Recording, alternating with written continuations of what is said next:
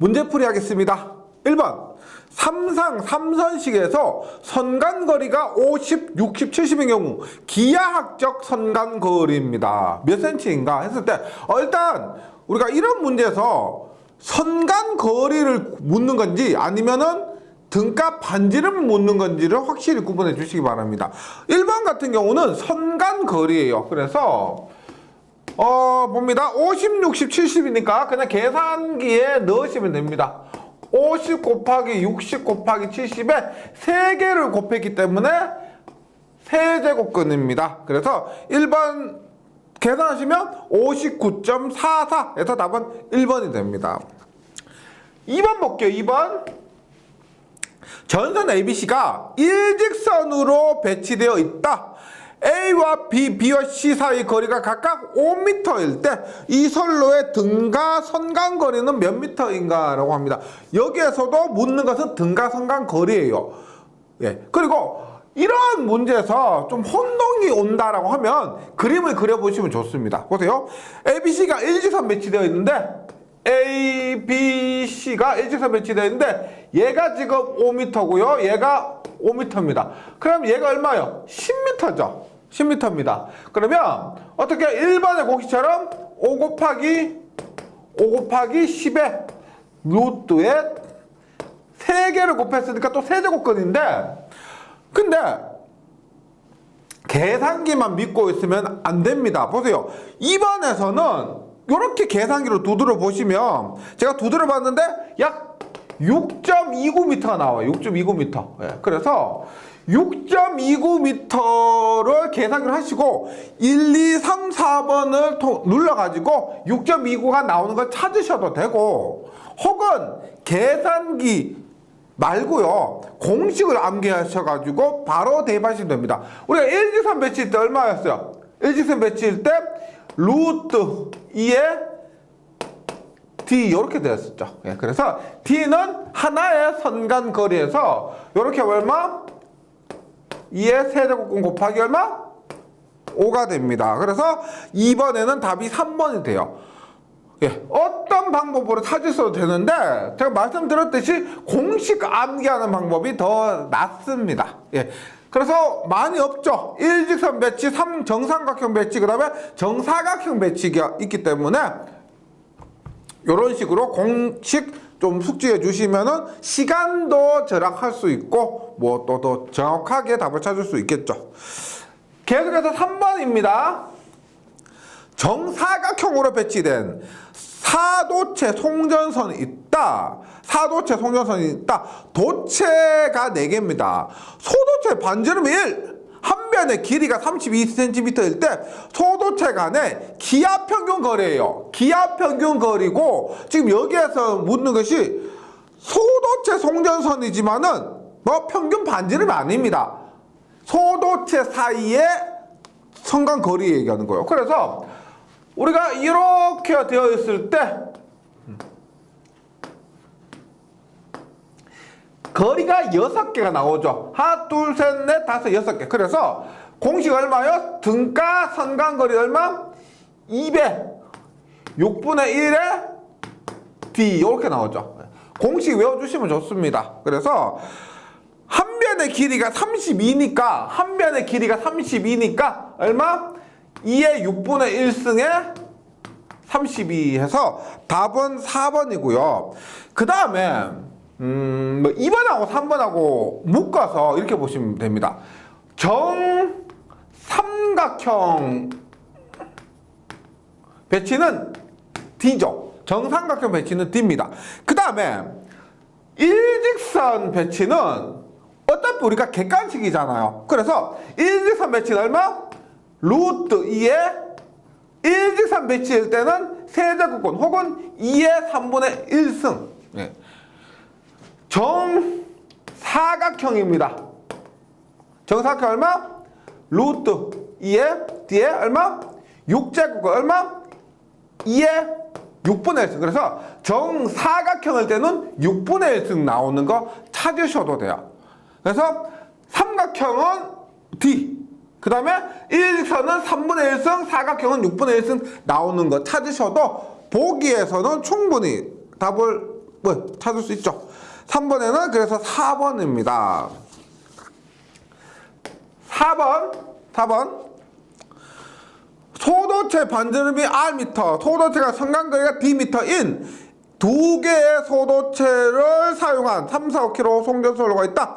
복도체 등가 반지름입니다. 복도체 등가 반지름이고 지금 여기서는 두 개의 소도체죠. 그런데 우리가 이론에서는 어떻게 했어요? 루트에 R에 n분의 1승에 Sn분의 n-1 이렇게 했죠. 그래서 소도체 간의 거리를 S라고 했었지만은 여기에서 뭐 D라고 했습니다. D. 그래서 공식 외워서는 의미가 없습니다. 얘가 의미하는 게 뭐냐? S가 혹은 D가 의미하는 것은 소도체 간의 선간 거리를 얘기하는 거예요. 소도체 간의 거리. 그래서 이도체니까 R의 2분의 1에 S의 2분의 2-1하니까 얼마? RS가 됩니다. 루트의 RS. 여기 2는 생략되어 있고요. 2제곱 꺼낼 때는 2를 생략할 수가 있습니다. 그래서 이렇게 해서 교재는 뭐다? S 대신에 D라고 했죠. 그래서 루트의 RD. 답은 1번입니다. 5번이에요. 5번. 복도체 선로가 있다. 복도체니까 등가 반지름을 묻겠죠. 소도체 지름 8mm. 8mm. 예. 여기에서 함정에 빠지시면 안 돼요. 지름이라 그랬습니다. 여기 뭐라 그랬어요? 얘는 반지름이에요. 여기에서 많은 분들이 반지름, 그러니까 문제를 잘 읽지 않고 지름을 반지름에 바로 대입하시는 분 계십니다. 지름이 8mm면 반지름은 4mm다. 기억해 주시고요. 소도체 사이의 간격이 40cm일 때 등가 반지름은 R인데 여기에서 주의하실 게 보세요. 단위에 주의하셔야 됩니다. 묶고 있는 반지름이 얼마요? 등가 반지름은 cm죠. 따라서 cm입니다. 그러면 반지름과 소도체 사이 간격도 모두 cm로 계산해야지 얘는 밀리미터 얘는 cm로 하시면 안 됩니다. 그러면 소도체 지름이 8mm다. 반지름은 4mm다. 4mm는 몇 cm냐? 0.4cm가 된다. 0.4 곱하기 소도체 사이의 간격은 40입니다. 그리고 5번 문제처럼 복도체가 이런 복도체가 몇 복도체냐? 우리가 소도체가 개수가 몇 개냐라고 주어지지 않으면 기본은 2복도체입니다. 만약에 3복도체, 4복도체는 반드시 문제에서 언급해줘야 돼요. 2복도체가 아닌 것은 3복도체다, 4복도체다 언급해주고 이처럼 언급이 없다면은 2복도체로 이해하시면 되겠습니다. 5번에 이렇게 계산하시면 4cm가 됩니다. 4cm. 6번. 총 단면적이 같은 경우 단도체와 비교할 때 복도체 이점으로 옳지 않은 것은 복도체 이점으로 옳지 않은 것은 1번 정전 용량이 증가한다. 6번에서 복도체 전체적인 포괄적인 특성을 묻고 있습니다. 복도체라 하면 우리가 복도체를 씀으로 인해서 뭐 등가 반지름이 증가하게 됩니다. 등가 반지름이 증가하면 기본적으로 L 값은 감소, C 값은 증가하게 되죠. 예, 증가하게 됩니다.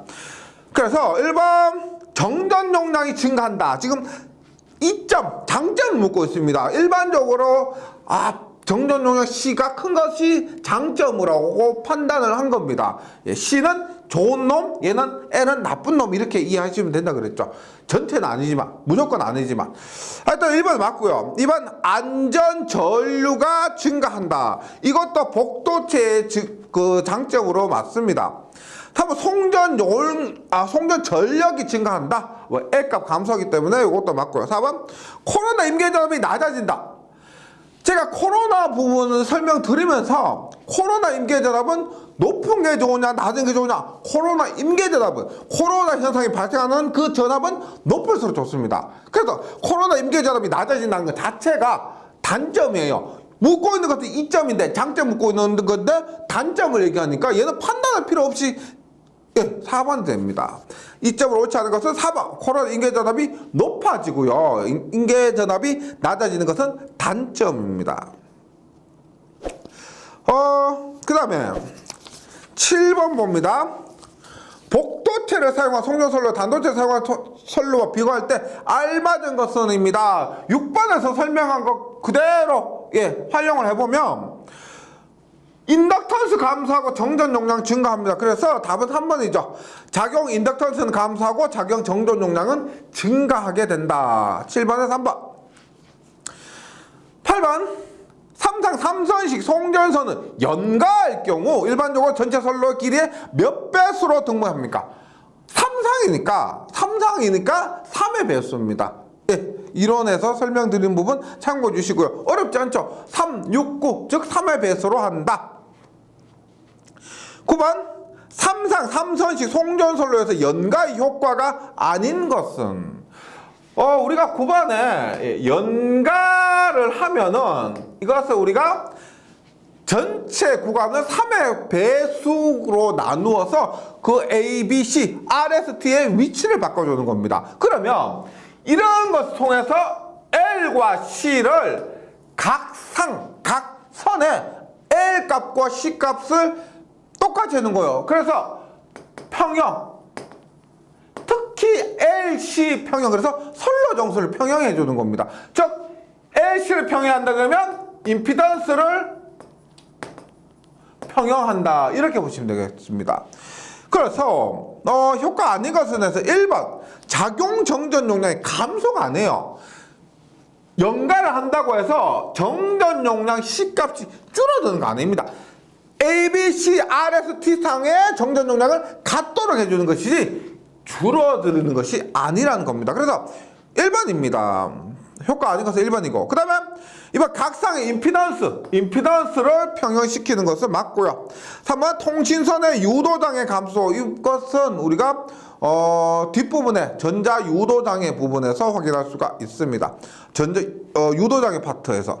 그 다음에 직렬공진 방지도 우리가 중송점 접지를 가면은 직접 접지, 우리가 소리액터 접지가 있습니다. 소리액터 접지에서 직렬공진이 발생하면 좋지 않아요. 그 부분 때문에 우리가 연가를 하면 직렬공진을 방지할 수 있다는 특징이 있습니다. 하여튼 9번의 효과 아닌 것은 1번이에요.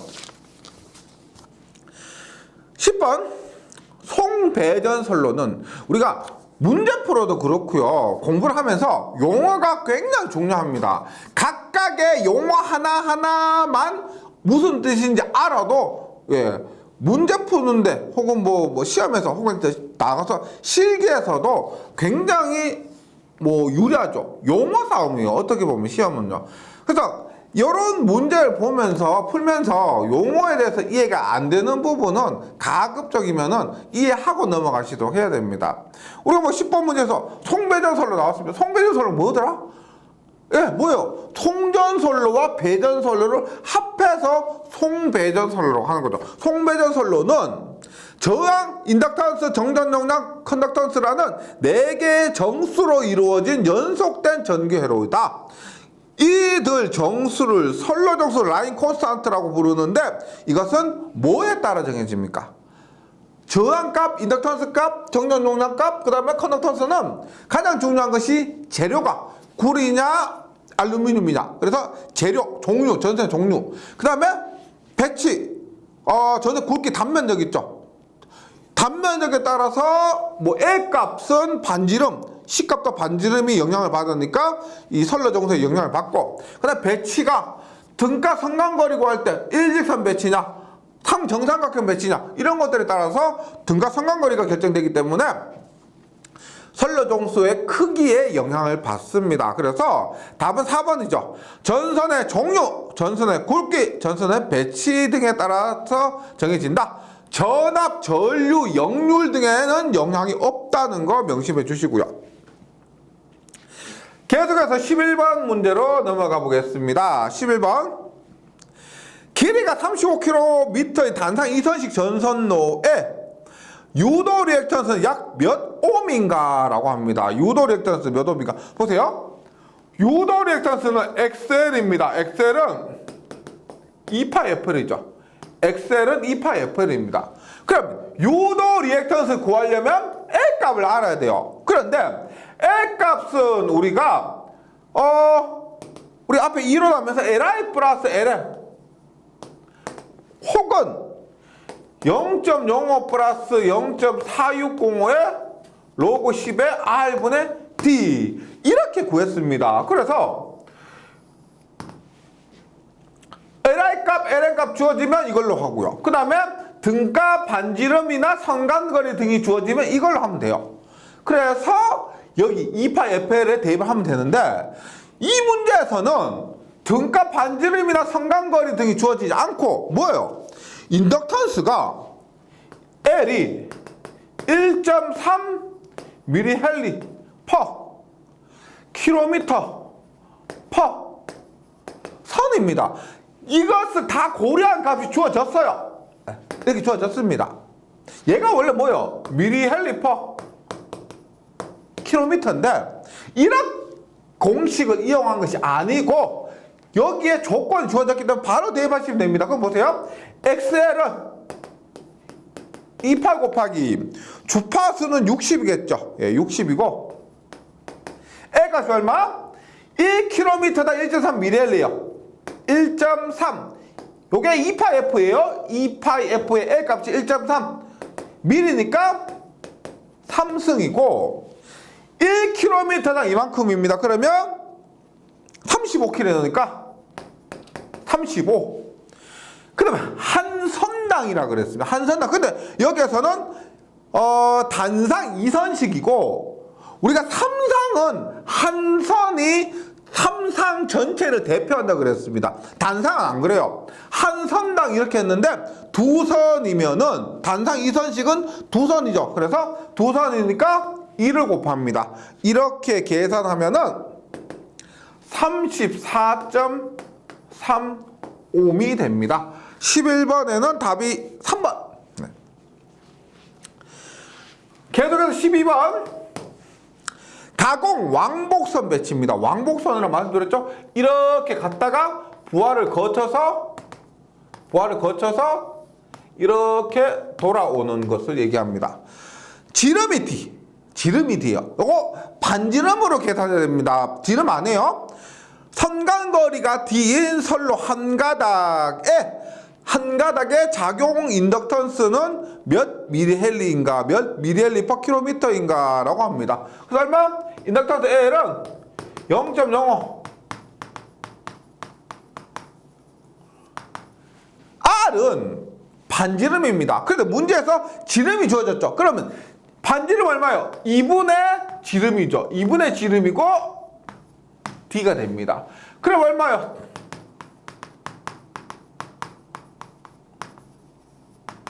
예, 얼마? D분의 ED. 단위는 mH per 킬로미터. 이렇게 됩니다. 12번에는 답이 4번이죠. D분의 ED 해서 문제 꼼꼼하게 안 읽으시면 12번에 2번으로 체크하신 분이 많습니다. 당연히 시험 치고 나서 하시겠죠. 꼼꼼하게 보셔야 됩니다. 이게 시험은 운도 중요하고요. 그 다음에 나중에 후회하는 경우가 많은데 특히나 이런 거 있죠. 시험 직전에 바꿔요. 야, 이거 찜찜해가지고 시험 직전에 바꿉니다. 그럼 틀려요. 네. 차라리 4개 중에 1개 찍으면 맞는데 2개 중에 1개 찍으면 어중간하게 공부해서 2개 중에 1개 또 찍으면 또 틀려요. 네. 하여튼 이런 부분 실수하지 않으시도록 문제 최대한 꼼꼼하게 읽어주시고요. 12번에 4번이었습니다. 13번 갑니다. 13번.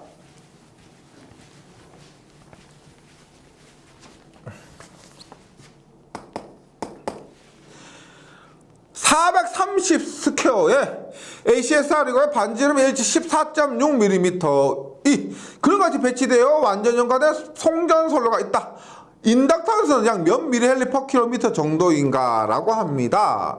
하는데 지금 여기에서 430 스퀘어 단면적 430은 뭐다? 함정이죠. 아무 필요 없습니다. 우리가 인덕턴스 구하는 공式아시죠? 인덕턴스 L은 0.05 플러스 0.4605의 로그 10의 R분의 D입니다. 여기에서 R은 14.6mm라고 주어졌습니다. 줬고요. 그럼 선간거리 D를 구해야 되는데 문제에서 일직선배치죠. 일직선배치니까 우리가 선간거리 앞에서 했지만 구해봅니다. 어떻게 돼요? 7.5니까 7.5 곱하기 나머지 하나 얼마요? 7.5, 7.5니까 1과 3 사이의 거리는 15가 되죠. 15를 세제곱근 하면 9.45m가 납니다. 등가 선간거리는 9.45m. 따라서 여기에 대입을 합니다. L은 0.05 플러스 0.5에 로그 10에 여기다 하나 더 주의하실 거. 반지름이 14.6 그 다음에 등가 선간거리 9.45라고 해서 14.6분의 9.45 하시면 큰일 났죠. 예. 이 단위는 미터고요. 이 단위는 지금 14.6mm라고 나왔기 때문에 우리가 분수로 계산하려면은 단위가 같아야 됩니다. 어떤 건 밀리미터, 어떤 건 미터로 하시면 안 돼요. 그럼 보세요. 우리가 14.6mm를 미터로 바꾸면 얼마요? 14.61mm는 10의 마이너스 3승이죠. 따라서 10의 마이너스 3승 하면 미터로 바꾸고 그 다음에 얘는 그대로 9.45 해줍니다. 혹은 14.6분의 9.45 곱하기 10의 3승 해주셔도 상관없고요. 그래서 13번에 계산을 하면은 1.34가 됩니다. 1.34. 14번 볼게요.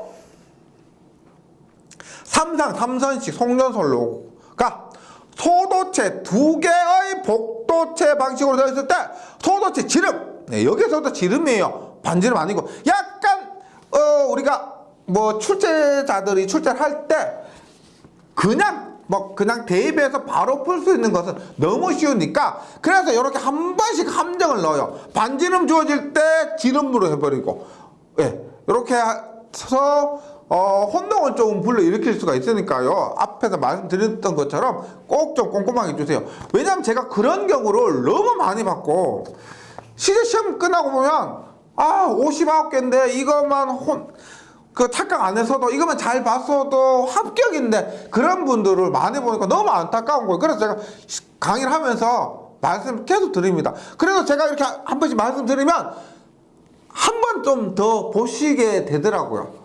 꼭 좀 꼼꼼하게 봐주시고요.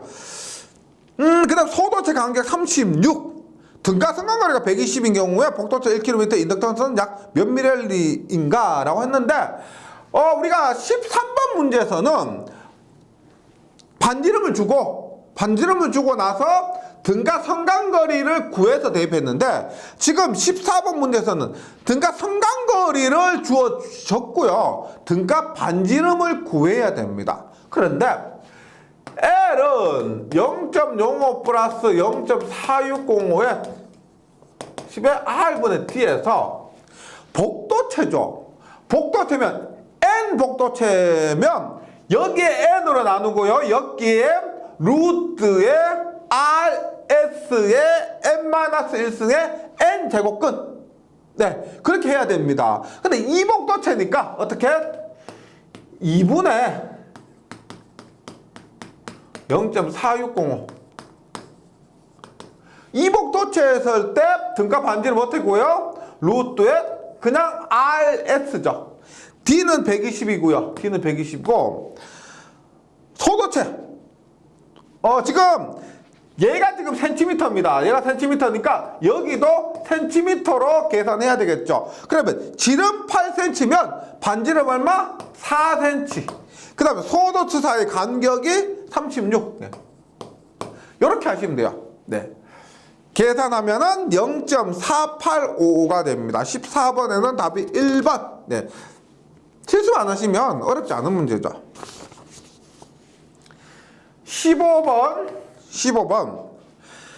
반지름 1.2cm인 전선 한 선은 왕로로 하고 가는 선입니다. 가는 선이 반지름 1.2cm라고요. 그 다음에 대지를 귀로로 하는 전류가 흘렀다가 돌아오는 것이 대지입니다. 이때 왕복 회로의 총 인덕턴스는 몇 ml/km니까 단 등가 대지면의 깊이는 600m입니다. 600m라고 했을 때 우리가 대지를 기로로 하는 송전솔로는 어떻게 돼요? H는 1 플러스 2배의 L은 R분의 영상법에 의해서 높이는 2H가 됩니다. 그래서 1 플러스 2배의 R이 얼마다? 반지름 1.2cm예요. 1.2cm인데 분자와 단위의 길이를 공통하려면 H가 600m니까요. 얘도 미터로 바꾸면 1.2 곱하기 10-2승이죠. 1cm는 10-2승 미터니까 1.2cm는 1.2 곱하기 10-2승입니다. 미터입니다. 그 다음에 2 곱하기 600. 나머지는 계산기에 맡기셔야죠. 그리고 여기 곱하기 10-7승이에요. 10-7승 하면은 지금 제가 이렇게 보시면 됩니다. 보세요. 이렇게 했을 때는 헬리퍼 미터입니다. 헬리퍼 미터인데 우리가 묻고 있는 것은 뭐예요? 미리헬리퍼 킬로미터죠. 미리헬리퍼 킬로미터입니다. 그러면 이렇게 보세요. 1 곱하기 10-3승이 미리헬리죠. 헬리가 1미리헬리입니다. 네. 그 다음에 킬로미터는 있죠. 킬로미터는 분모에 있죠. 킬로미터는 분모에 있습니다. 그래서 1헬리/, 킬로미터를 1헬리/ 미터로 바꾸면은 우리가 1000분의 1이 되는 겁니다. 그래서 요것을 헬리/ 미터를 미리헬리/ 킬로미터로 바꾸면은 어떻게? 여기에서 1000, 그 다음에 킬로미터에서 1000 하니까 10-6승이 날아가요. 그러니까 얼마? 2.4 헬리퍼 2.4 곱하기 10-7승 헬리퍼 미터는 얼마? 0.7승이죠. 예. 이렇게 하니까 2.4 곱하기 10-6승이네. 6승. 예. 이렇게 나오니까 얼마? 2.4 미리헬리 퍼 킬로미터 이렇게 나옵니다. 계산기를 하시면 2.4 곱하기 10-6승입니다. 예, 답은 1번이에요. 단위 변환도 한번 좀 주의를 해주시고요. 계속해서 16번입니다. 16번. 앞에까지는 우리가 인덕턴스 구하는 문제였고 지금부터 뭐다? 정전 용량입니다. 정전 용량 기본 공식 뭐다? C는 삼상 기준으로요. CS 플러스 3CF 얼마? 0.02413에 로그 10에 R분의 D. 얘 기본 공식 뭐야? 마이크로 페러 퍼 킬로미터가 됩니다. 마이크로 페러 퍼 킬로미터. 그래서 16번인데 지금 선간거리가 1이래요. 공짜로는 안 주겠다 이거죠. 예. 선간거리 1입니다. 그 다음에 도선의 지름이 D입니다. 이때 선로의 단위 길이다 정전 용량 얼마냐? 여기서 보세요. C는 0.02413이고 로그 10에 지금 선간거리가 1이래요. 1이. 예, 1이. 그 다음에 여기 반지름이 주어졌는데 반지름이 들어가야 되는데 문제에서는 지름이 주어졌습니다. 그러면 지름 얼마? 2분의 D에야 반지름이 되죠. 그럼 얼마요? 2분의 D분의 2D는 얼마? 0.02413은 10 얼마? 가니까 얼마? D분의 4D가 됩니다. 그래서 16번에는 답이 1번. 1번이 되고요.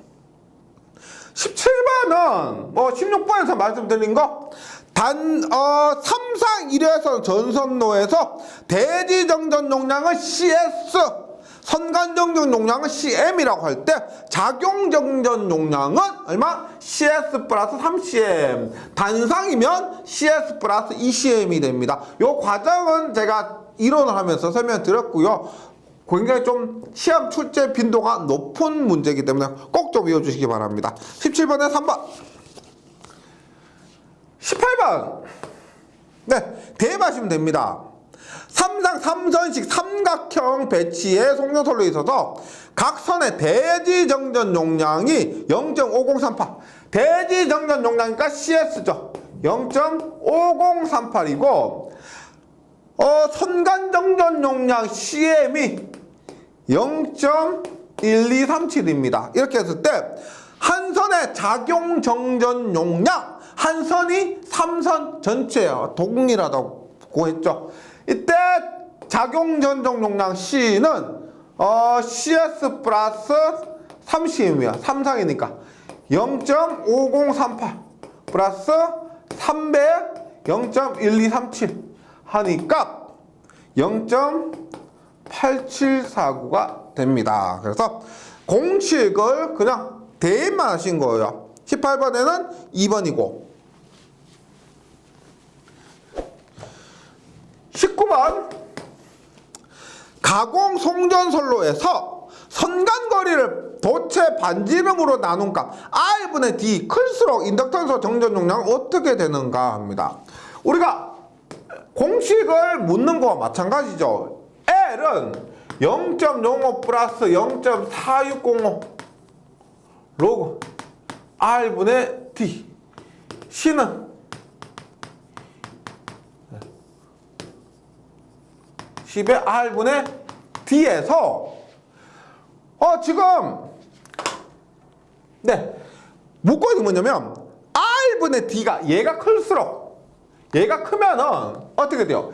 L 같은 경우는 로그 10의 R분의 D니까 얘가 크면은 L 값이 커지게 되고 C 값 같은 경우는 R분의 D 얘가 분모에 있죠. 얘가 커지면은 분모에 있으니까 얘는 작아지게 됩니다. 그래서 19번 3번이죠. 인덕턴스는 커지나 정전 용량은 작아진다.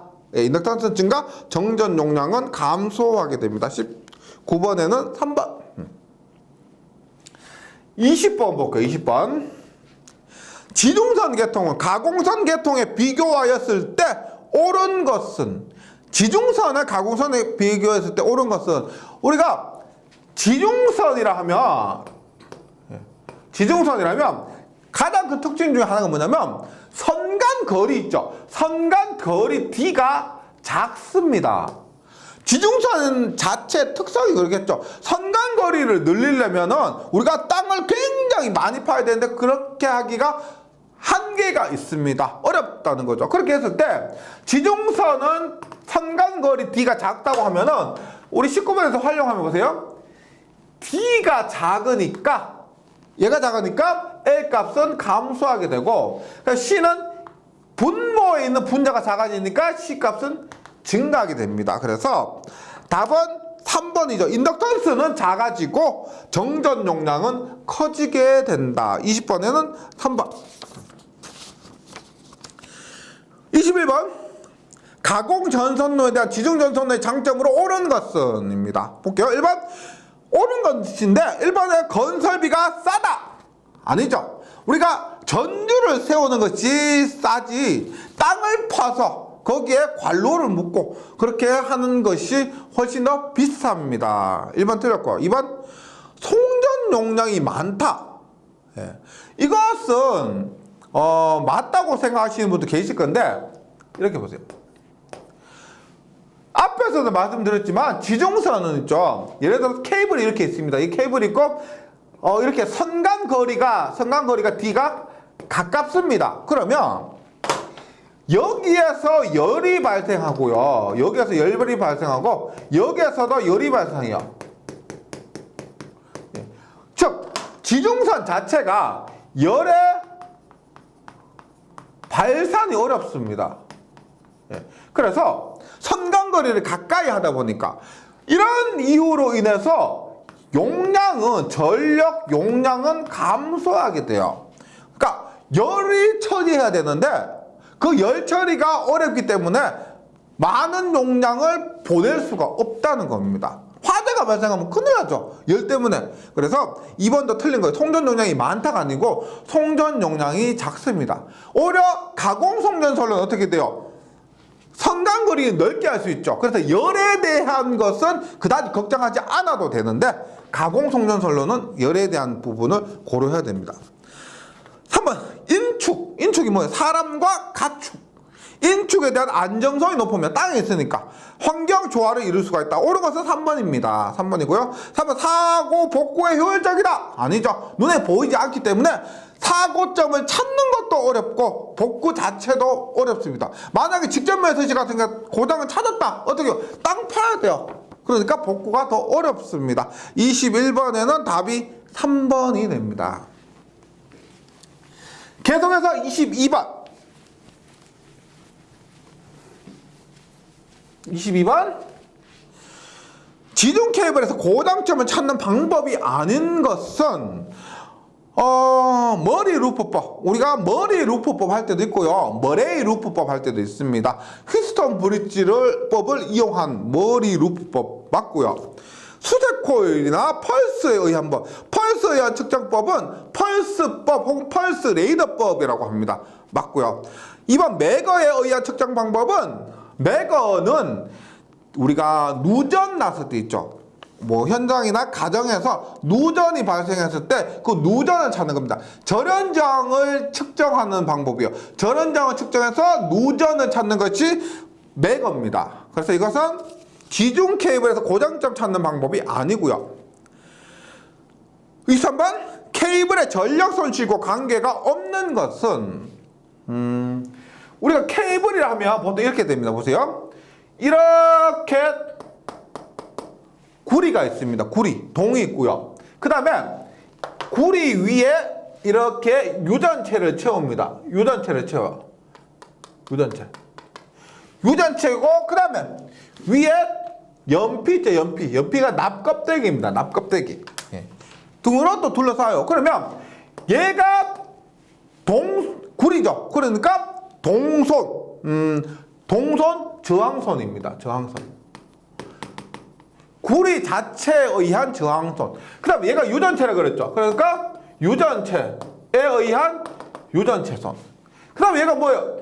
연피, 납껍데기면 연피선이죠. 연피선.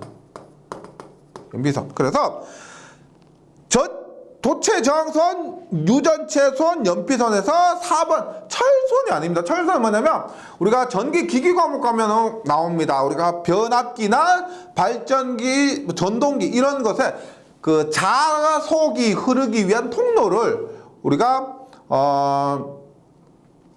거기에서 발생하는 손실을 철손이라고 그래요. 철손. 그래서 케이블에서는 철손이 발생하지 않습니다. 전기 기기 시간에 확인을 해주시면 되고요.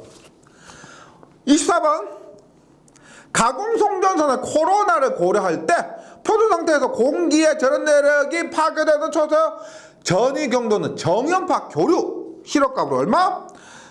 정연파 교류는 21kV/cm, 직류는 얼마? 30kV/cm입니다. 그래서 24번에 교류니까 21, 답은 3번이고요. 25번. 25번. 송전솔로에서 코로나 임계전압이 높아지는 경우는 다음 중 어느 것인가? 우리가 코로나 임계전압 이대로라고 해서 얼마? 24.3에 M0, M1, 델타 D, 로그 R분의 D가 됩니다. 얘가 높아지는 경우는 일단 우리가 이렇게 되죠. 지금 델타가 지금 여기서 얘기한 델타가 상대 공기 밀도입니다. 상대 공기 밀도는 기압분의 온도요. 상대 공기 밀도는 온도분의 기압이죠. 온도분의 기압인데 온도분 기압인데 따라서 기압이 낮아지면은 얘가 낮아지죠. 얘가 작아집니다. 그러면 코로나 임계전압도 작아지게 됩니다. 그래서 기압이 낮은 경우는 코로나 임계전압이 낮아지는 거고요. 그 다음에 전선의 직경이 큰 경우, 얘가 지름입니다. 직경. 얘가 커지면은 코로나 임계전압 커지는 것이 맞습니다. 따라서 답은 2번. 2번이고요. 3번 상대 공기 밀도가 작을 경우, 델타, 얘가 상대 공기 밀도인데 얘가 작으면은 코로나 임계전압 작아지고, 3번 온도가 높아지는 경우, 온도가 높아지면은 분모가 커지니까 얘가 작아지고요. 코로나 임계전압은 작아집니다. 25번에는 답이 2번 전선의 직경이 큰 경우가 됩니다. 26번 코로나 현상에 대한 설명이 아닌 것은입니다. 코로나 현상에 대한 설명이 아닌 것은 일반 전선을 부식시킨다. 우리가 오존과 산화질소가 전선 부식시킨다 그랬죠.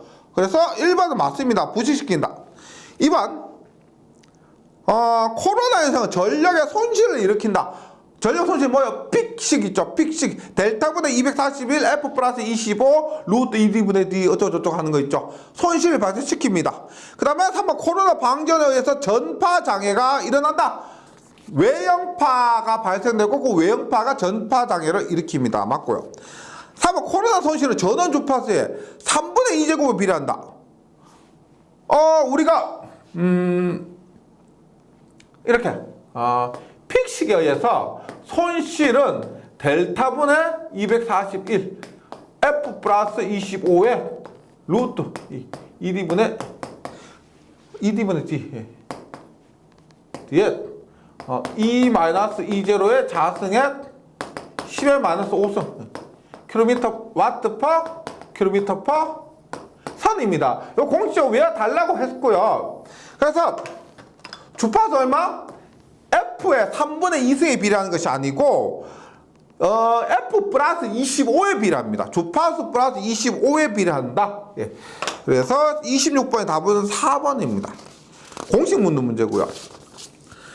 27번 일선 1km 당 코로나 손실 P를 나타내는 P개식은 얼마다? 1번이죠. 1번 델타분의 241 F 플러스 25 루트 2D분의 D 2-2제로의 자승 곱하기 10-5승 킬로와트 퍼 킬로미터 퍼 선 해서 답은 1번입니다. 그래서 보통 차이 나는 거 있죠. 이거 10-5승 하고요. 여기 선간전압의 2배고 여기는 전선의 지름입니다. 전선 지름이 위로 올라갑니다. 27번은 1번 29번 코로나 방지의 가장 효과적인 방법은 여기에서 또 질문 많이 하시는데 우리가 28번에 25번에 했지만 이제로는 24.3에 M0 M1 델타 D 로그 R분의 D에서 코로나 방지의 가장 효과적인 방법은 뭐냐? 우리가 얘를 크게 하는 건데 코로나가 발생하는 전압이 커지는 건데 이때 얘가 커져도 되고 얘가 커져도 되는데 말씀드렸죠. 선간거리는 로그 안에 있기 때문에 10배를 크게 한다고 하더라도 선간거리를 10배로 늘린다 하더라도 코로나 임계전압은 2배밖에 안 됩니다. 반면에 반지름은 2배를 늘리면은 코로나 임계전압도 2배가 되는 거예요. 그러니까 문제도 있지만 가장 효과적인 방법, 물론 선간거리를 늘리는 것도 되지만 가장 효과적인 방법은 복도체를 사용해서 이것 지름을 크게 하는 방법입니다. 그래서 28번에는 답이 4번이 돼요.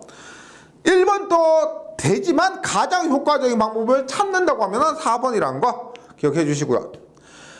29번 송전선에 코로나가 발생하면 전선이 부식된다. 무엇에 의해서 부식되는가? 가장 큰 영향을 미치는 것은 오존입니다. 오존과 산화질소가 있는데 오존과 산화질소 등이 습기와 혼합해서 질산, 즉 초산이 되어서 부식을 발생시킵니다. 가장 영향을 큰 것 하면 오존이 됩니다. 29번에는 답이 2번이에요. 네, 뭐 몇몇 중요한 공식을 제외하고는 그 공식들만 외워주신다면은 2장에서는 크게 어려운 게 없었을 겁니다. 예, 2장 문제 정도가 출제되면은 꼭 좀 다 맞출 수 있도록 연습을 해주시기 부탁드리겠습니다. 잘 정리해 주시고 저는 3장에서 다시 뵙도록 하겠습니다. 수고하셨습니다.